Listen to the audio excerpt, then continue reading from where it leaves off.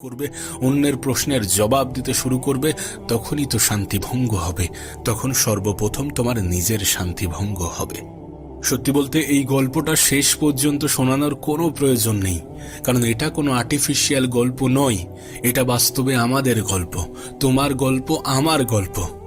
যেখানেই আমরা মুখ খুলতে শুরু করি, যেখানেই আমরা রিয়্যাক্ট করতে শুরু করি, মানুষের প্রশ্নের জবাব দিতে শুরু করি, সকলকে সবকিছু বোঝাতে শুরু করি, সেখানেই আমাদের শান্তি ভঙ্গ হয়।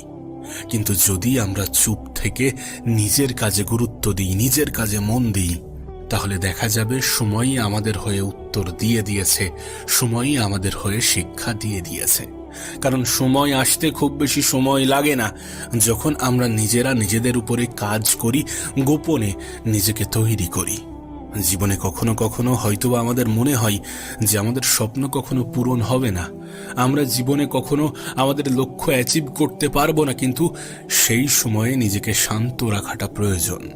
লাইফের এই লেসনটা শেখাটা প্রয়োজন যে শান্ত থাকলে সময় আসবে, আর একটা সময় পরে সময়ই আমাদের হয়ে কথা বলবে।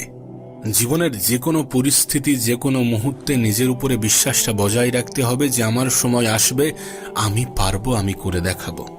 দেখো, এটা ভাবতে যেও না যে আমার সময় কখন আসবে। তুমি শুধু নিজের উপরে কাজ করে যাও, গোপনে নীরবে মেহনত করে যাও।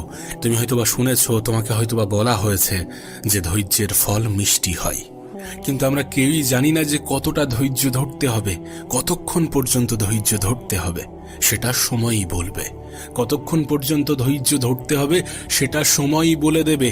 তোমার কাজ ধৈর্য ধরা, তোমার কাজ শুধু মেহনত করা, তোমার কাজ শুধু নিজেকে শান্ত রাখা, নিজেকে কোলাহল থেকে দূরে রাখা।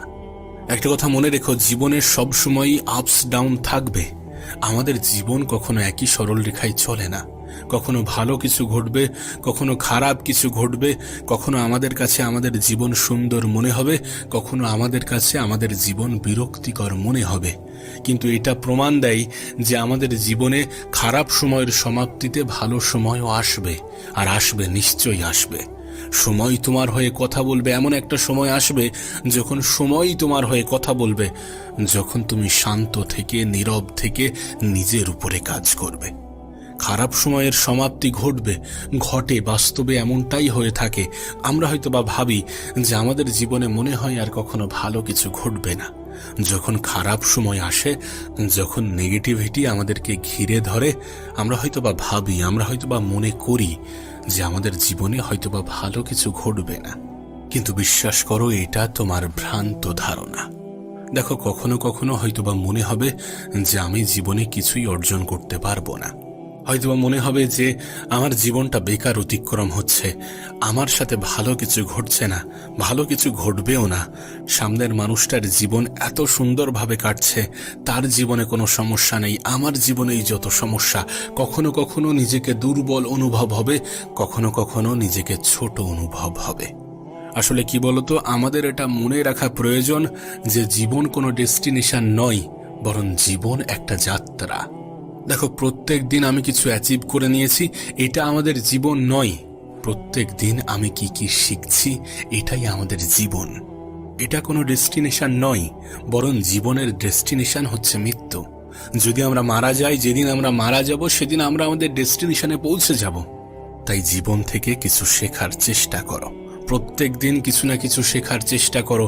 প্রয়োজনে একাকী সময় কাটাতে শুরু করো, নীরব থাকো, মানুষের সকল প্রশ্নের জবাব দিতে যেও না, সব সময় রিয়্যাক্ট করতে যেও না। সত্যি বলতে নিজের জীবন থেকে শেখা